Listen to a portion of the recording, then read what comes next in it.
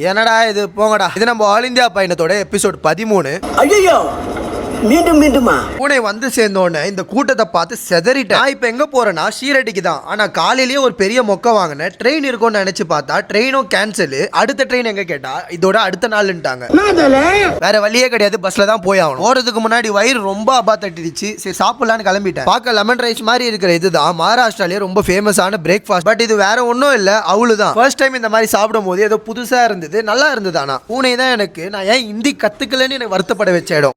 நானும் தௌலத்தான் நம்பதான் அப்படின்னு இருந்தேன். ஓ அப்படியே விஷயம்.